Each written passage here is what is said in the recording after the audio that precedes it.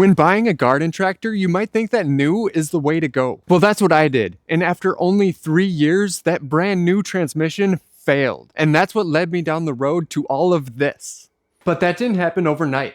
Let me show you how I got here. When I bought this house, I got an old hand-me-down riding lawnmower from my parents. And it worked really well for a couple years, and then it started to get worn out, and I knew that I needed something new. So in 2019, I went down to my local Cub Cadet dealer and bought a brand new Cub Cadet XT2. This was at the top of my budget, and I thought if I took really good care of it, it would be something that would last me a long time, or at least until I moved into a bigger property. But after only 3 years of just normal use, like mowing the lawn, towing a little garden cart, and pulling my agrifab leaf vac, suddenly it wouldn't move the way it used to. It wouldn't even go half speed. So I took it to the local dealer, and they told me that the gears inside the transmission had been completely stripped out. And they fixed it, but when I got it back, I just felt like I could not trust it anymore.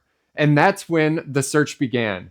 I went online and typed in, what was the best garden tractor ever made? And while I was searching, 2 tractors came up more than any others. The John Deere 140H3 and the John Deere 318. And that's when I fell down the 300 series rabbit hole. And while researching the 318 and the 300, because I really love the way that they look, I found out that the tractor that I really wanted was the 322.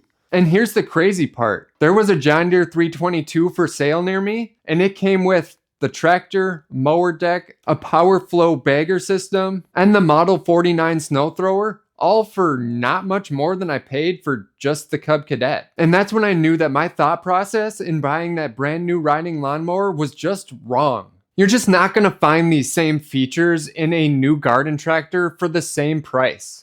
Take the H2 hydraulic system, for instance. If you want something newer with similar features, you're gonna have to step up to the John Deere X700 series.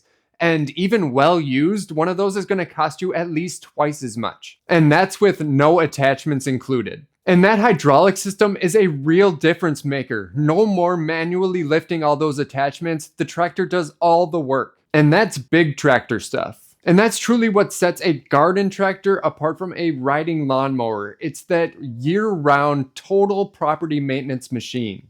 If you're looking for some proof, let me show you what these can do, and maybe I can convince you that they're not just a glorified lawnmower. Of course they can mow your lawn, and there's a great selection of mid-mount mowers that you can find one to fit your property no problem.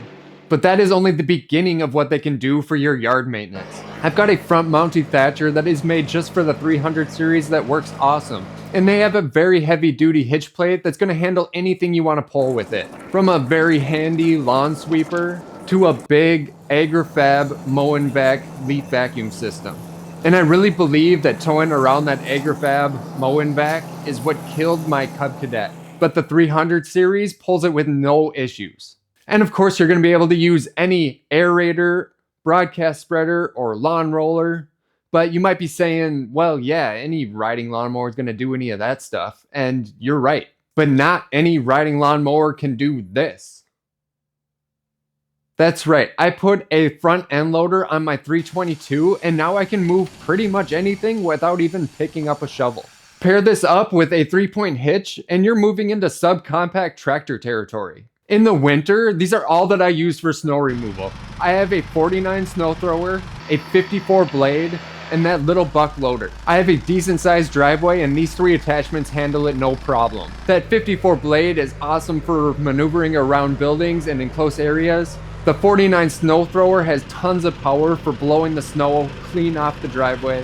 And the little buck loader is really in its zone when you gotta move piles of snow to different areas to prevent those snowbanks from getting too big and invading your driveway. That capability is just not something you're going to find on a brand new $2,500 lawnmower. So that is a ton of use that I get out of these tractors, and I don't even have a big field or a garden that I can use a tiller or a plow in. And I have a paved driveway, so I don't have a lot of use for a box blade that could be pulled with these tractors as well. But it's really those front hydraulics that really make the big difference. And it's what really sets these apart from a lot of other tractors in the similar size category. And if you get a model that has the power steering, that ease of use just goes through the roof. New garden tractors definitely have some real advantages over the classics. For one, the modern machines tend to have better safety features. Not saying that the later 300 series didn't. The 318 had a seat safety switch,